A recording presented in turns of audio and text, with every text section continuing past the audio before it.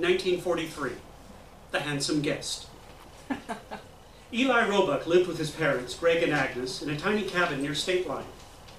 Greg arranged a little rock border right where the line ran so that Eli could stand with 1 foot in Idaho and 1 foot in Washington and sense through the soles of his boots the difference between the two. Washington sap smelled sweeter. The soil was softer and less rocky. Idaho earth baked and hardened and stank like eggs. Or so Eli imagined. In reality, the environment was seamless. Dry white pine forest littered with decomposing needles and loose rock, and above, a hawk wheeling in the beryl blue sky. In the winter, snow fell and transformed the uneven terrain into a smooth white plain. Then it melted, and the world returned to him as it had always been, faded brown and faded green, jagged and inviting. Other children hated living here.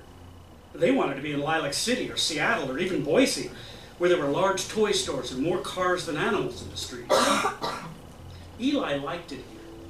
He liked his house, he liked the forest, and he liked his parents. He was a happy kid. Eli's mother was not so happy. She was a slight young woman with a delicate brow and a low, serious voice. She rarely smiled. Eli had once heard his father say to her, "I don't know what makes you happy, Agnes. I wish I knew. I wish you'd tell me." Eli wished she'd tell him too, but she ignored most of what Eli's dad said. Like Eli, she was happiest when outdoors. She disappeared for long walks in the forest, following the fine-spun deer paths to areas where Eli was forbidden. If Eli ran after her and took up her hand, hoping to accompany her, she shook him gently away. She wanted to be alone, she said, to collect her thoughts. Eli pictured her kneeling on the forest floor, gathering her thoughts, glowing amber orbs to her breast. Too in love with her to argue, he gave her anything she wanted, even her freedom. Sometimes she left Eli alone for hours, not coming home until just before dinner. Eli would pace the front yard, scared, near tears. He would watch the forest until she limped into view. But she always returned, tired but radiant, apologetic and affectionate. She would take up Eli's hand and hurry inside to make supper. They would work side by side, Eli giddy with relief, singing songs and chatting amiably until Eli's dad called to them from the foyer. Then her mood would darken, a shift as unsurprising as the sunset. Eli wondered, what did she do in the forest? What was it there that made her so happy? He awoke one morning, and his mother washed his face and ears and combed his hair and put him in his Sunday best. She forbade him to go outside because, she explained, she wanted him to meet someone very dear to her. Eli's father had left work hours ago when it was still cool and dark. Already the day's heat was pushing into the house. "Who is it?" Eli said.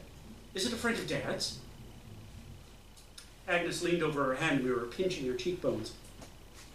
"It's a stranger, darling. You'll see. He's very interesting.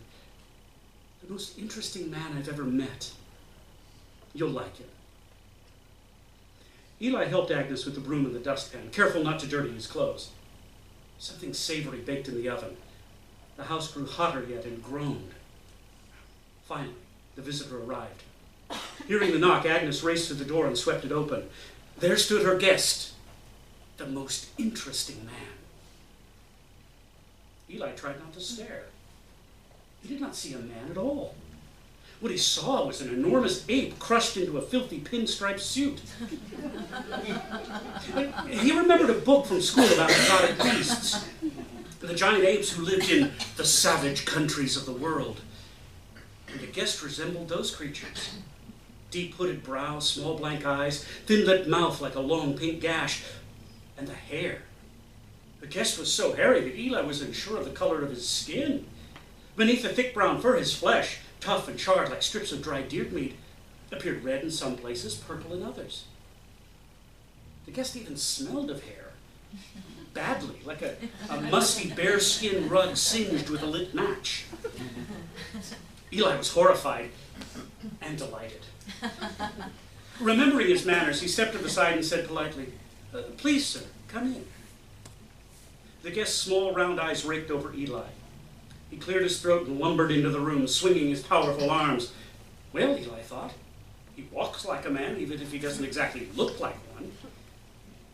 But then Eli noticed the guest's wide, shoeless feet, two hairy sleds that moved noiselessly over the wooden floorboards as through a soft snow. Do you want some tea? His mother asked. It's scalding hot, just the way you like it. The guest spoke. The noise startled Eli, a short sentence of senseless bleats and hoots. Agnes responded as if she understood. She handed over the teacup, and the guest handled it clumsily before dropping it with a roar of annoyance onto the floor. Eli hurried to clean up the mess himself. He didn't even wince when a piece of china stuck him in the index finger. His mom offered her guest the teapot instead, and he drank greedily from its spout. Eli watched in sick fascination. What's your name? Eli asked, gazing up at the hairy beast as he gulped and slobbered. Eli, his mother said, it's rude to stare. This is Mr. Krantz. He's a dear friend. What do you think of the house, Mr. Krantz? Mr. Krantz was about to toss the empty teapot on the floor, but Eli, always a quick boy, reached up on tiptoe to take it from him. Here, Mr. Krantz, he said kindly, let me help you. Mr. Krantz released the pot. He briefly patted Eli's head, and the impact made Eli's teeth clatter. I'm happy you've met my son, Eli's mom said to Mr. Krantz. I can tell Eli likes you. He admires strong men. Eli had never stated this aloud, but he supposed his mother was right. There was much to admire about Mr. Krantz. For one, his immensity. He was easily the largest person Eli had ever seen, over 7 feet tall, and 3 or 4 times heavier than Eli's own dad. Second, his hairiness. He was as furry and sleek as a grizzly bear. Last, his unpredictability. Eli found unpredictability the most alluring trait of all. Now, for instance, Mr. Krantz was fondling a houseplant. If Eli so much as sneezed in the houseplant's direction, his mother scowled. But she watched Mr. Krantz patiently as he broke a leaf and then held it up to his nose, sniffing it. Mr. Krantz held the ruined leaf out toward Eli like it was a gift. Hydrangea, Eli said, touching its edge. Mr. Krantz put the leaf in his mouth.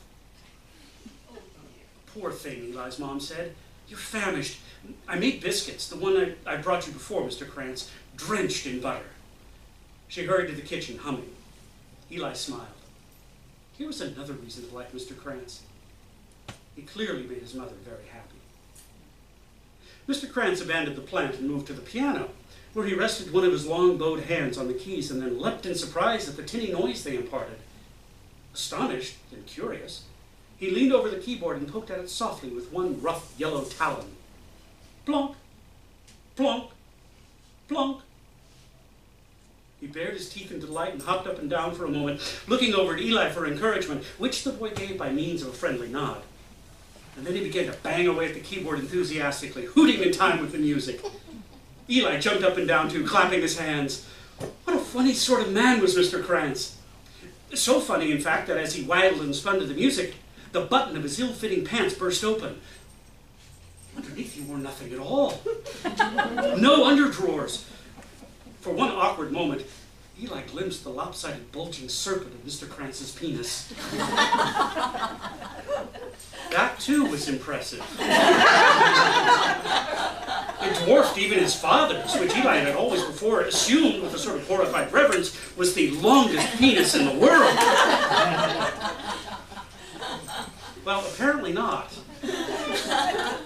Mr. Krantz put Eli's dad to shame in that category, too, and in the category of having fun. Now, this was something he'd heard his mother say. The funny thing coming from her, as she herself was always so stern and serious. Oh, your father, she'd said to Eli. He doesn't know how to have fun. Eli had gone along with her. A stick in the mud. Right you are. Sure. Privately, Eli disagreed. It was true. His father was a hard-working man, juggling 3 jobs at a time. He worked on the weekends for the telephone company, stringing up telephone wires. He worked as a ranch hand, too, down at old Haywood Anderson's farm. And after long days of hammering barbed wire and repairing irrigation ditches, he He walked to town most nights to bartend at a flea trap called the Tin Hut. His plan was to own the bar outright someday, and so he worked and scrimped and saved.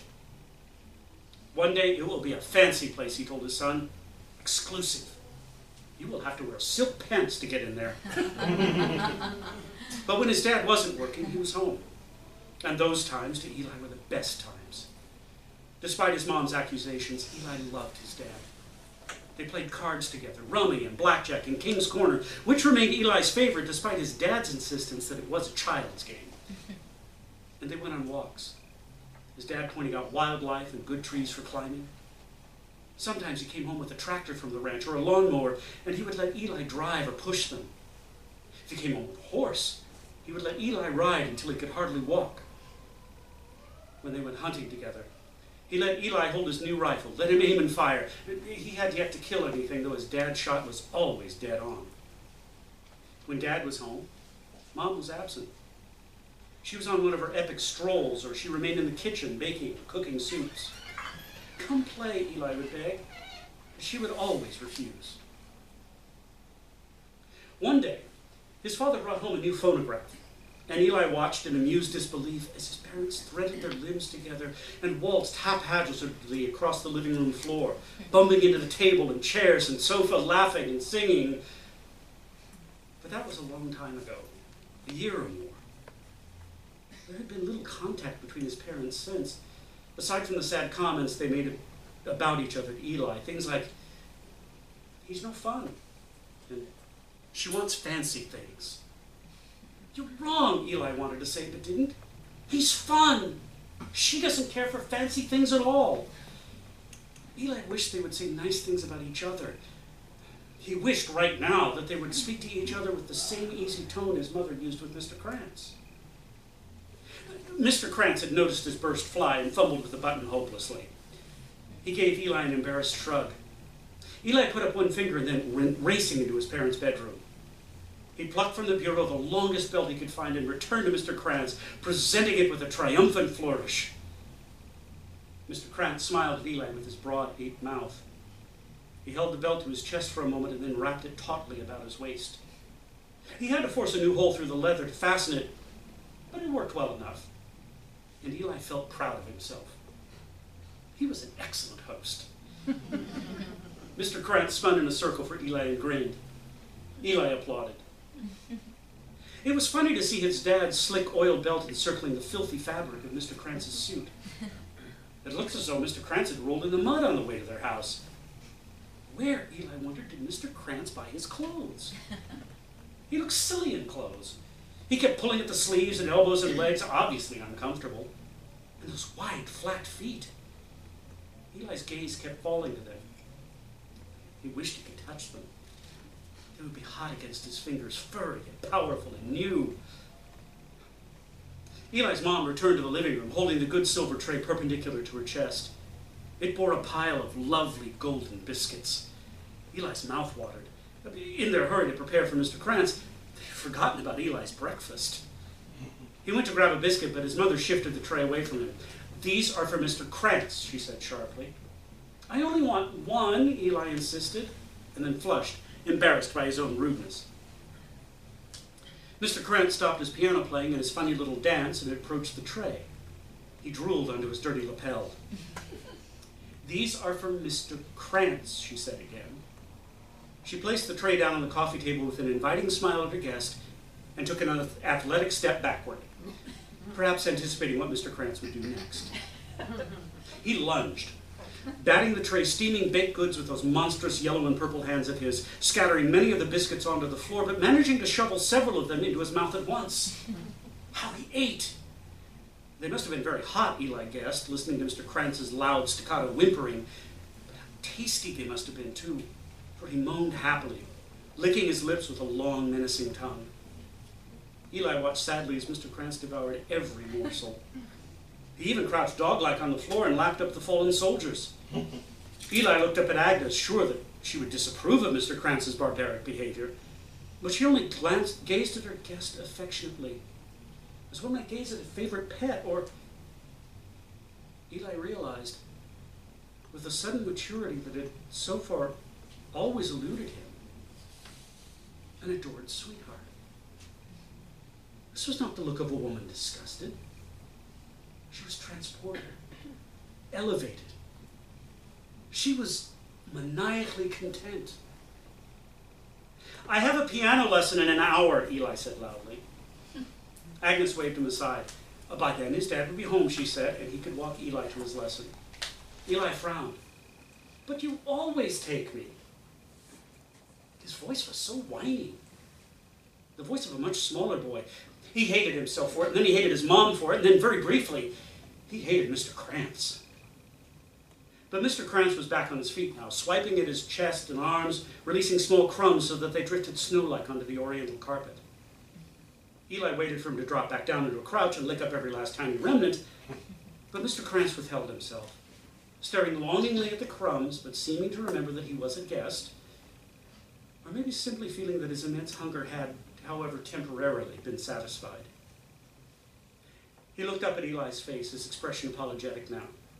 He gestured at the empty tray. "It's okay, Mr. Krantz," Eli lied. "I'm not hungry anyway." Mr. Krantz ruffled Eli's hair and then lifted his gaze to the face of the woman watching him. Eli's mom had grown very still, standing before Mr. Krantz like a blossomed flower, her face open and shining. Seeing her, Mr. Krantz's eyes gleamed with a new hunger, crazily so. Eli, uncomfortable, reached for his mother's skirt and tugged. She dropped to his side. She wrapped her arms around him and kissed his face. "Oh, my baby," she said to him, "how I'll miss you." "Miss me? My piano lesson is in only an hour. I'll be home for stew." His mother blinked at him heavily as if she were fighting sleep, and then she drew him fast to her breast. She smelled of palm olive and cake batter. Eli would never forget the warmth of her smell. "I do love you," she said. "Never doubt it, sweetheart." Eli wavered, confused. She went to the closet and retrieved a packed suitcase. She groaned, lifting it. Mr. Krantz came forward to take it from her. "Mr. Krantz," she said bravely, straightening and extending her hand. "I'm ready." Mr. Krantz swallowed up her hand with his free one. They went out the door together, the woman lean and pale and barely breathing, the other hairy and dark and panting like a dog in heat. Like Mr. Krantz, Agnes was barefoot.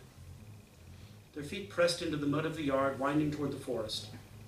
Large prints, small prints, monstrous feet, dainty feet, heaviness, freedom.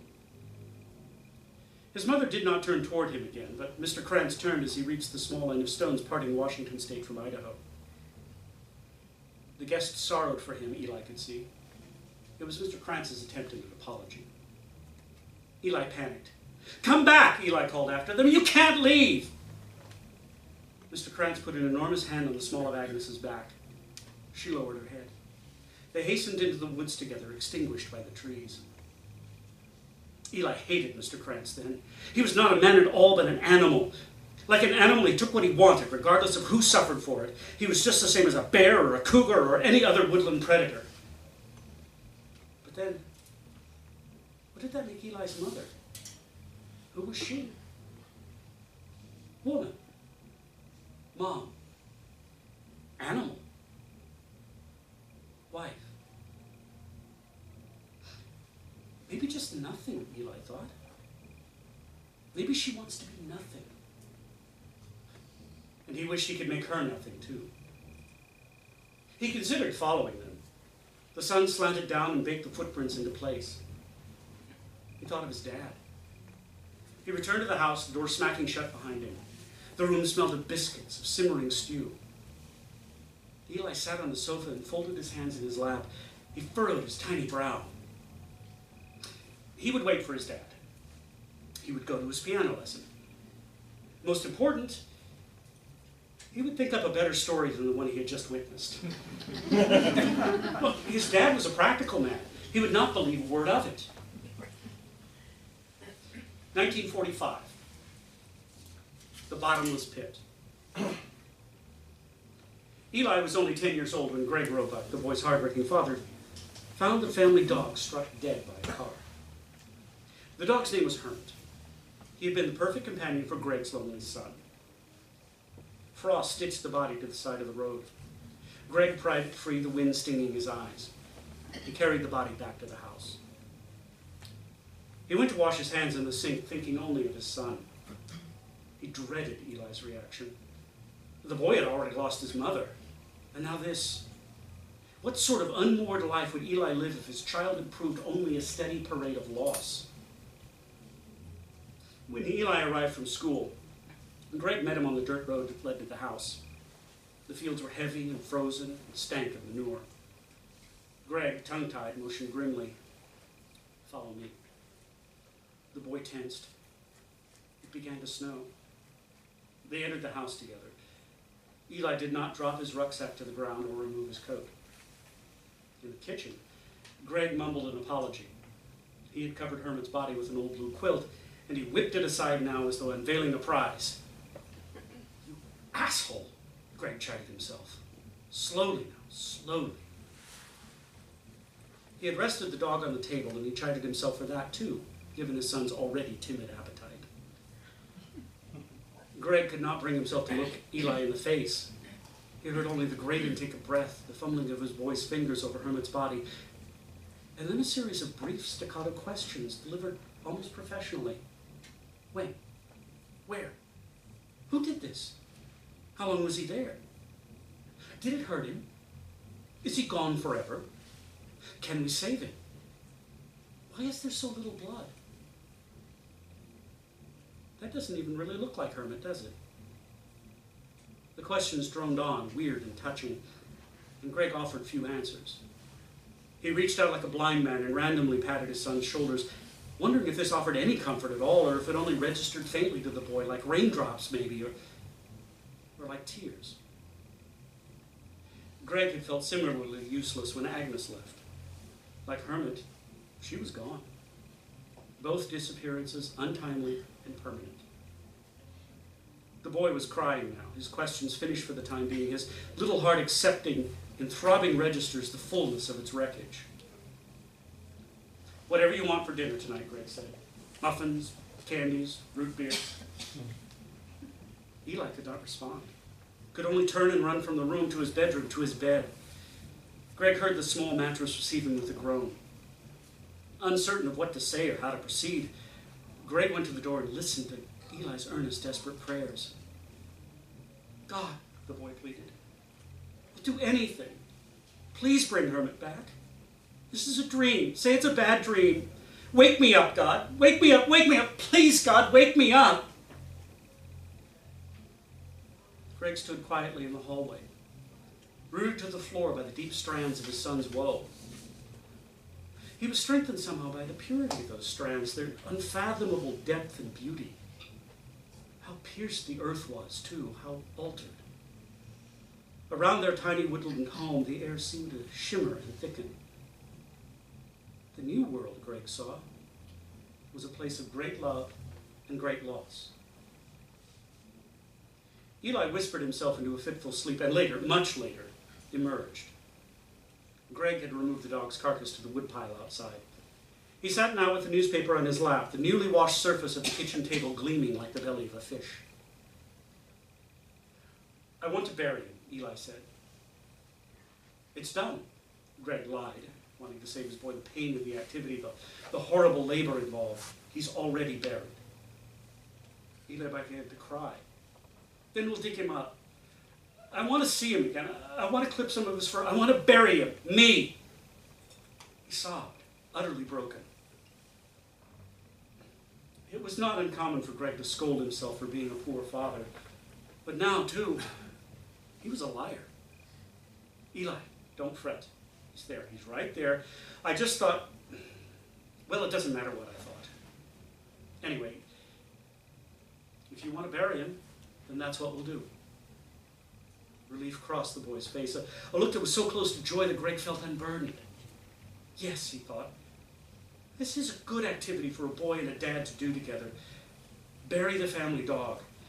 And tomorrow, Saturday, the only day this week that Greg didn't work, we'll go to town together and choose a new dog. And they did. The new dog had no name for nearly a full week, but then, out of the blue, Eli began calling her Mother. Greg disliked the dog. He disliked Hermit too in the beginning. He didn't like dogs, generally speaking. He liked animals with a purpose. Horses, cows, pigs, animals to pull, milk, eat. He had brought Hermit home not long after Agnes's departure at the suggestion of a friend to make their motherless, wifeless household appear less lonely. It was a strategy that had, to Greg's relief, worked. Eli became happier, dedicating himself again to his schoolwork so long as the dog remained by his side. Hermit's tail slapping out a friendly beat on the battered wood floor. Eli's grades improved. His friendships improved. His relationship with his father improved. And either out of a feeling of gratefulness or just because Hermit was such a good-hearted dog, Greg too began to love the animal. Not the way he loved Eli, but just enough. The three of them made a respectable family. But the new dog was strange. She was a mutt. Part Welsh Terrier, part some other breed he couldn't remember, a breed that the breeder had told him had delicate bones. She was shaggy like a terrier, with terrier's round, wet nose, a nose that shocked Greg when she pressed it like a soggy sponge into his hand or bare leg, a thankfully infrequent behavior. But he definitely did think of the word delicate when he saw her. She was delicate. Not dog-like at all, but graceful, careful like a long-limbed bird. Hermit had been overeager, sliding across the floorboards when Eli came home, racing frantically and clumsily around corners. But the new dog literally stepped, that cold black nose in the air like some well-trained Spanish show horse, from one corner of the house to another, lifting each foot off the floor with a gait suitable for dressage, as though disgusted by Greg's housekeeping. When she wasn't traipsing about the house like an elegant snob, she sat dolefully in the corner, staring out the window, while she turned those black, shining eyes on Greg. Regarding him, she seemed unimpressed. Mother enjoyed Eli, and she abbreviated the boy's grief, but compared with Hermit, she was measured and fussy. She would sit with Eli at the couch, for example, but she would not approach the boy if he sat in his father's recliner. Or she would greet Eli at the back door when he returned from school, the door facing the woods, but never the front door facing the road. The boy changed his habits to suit her, but Greg was annoyed. He wanted to return the dog and find a more affectionate one, although he could never bring himself to suggest this to his son. Eli already loved her, and Greg begrudgingly tried to accept this love. But she reminded him of something or someone, although he couldn't quite think of who or what it was. Not until Eli called her mother.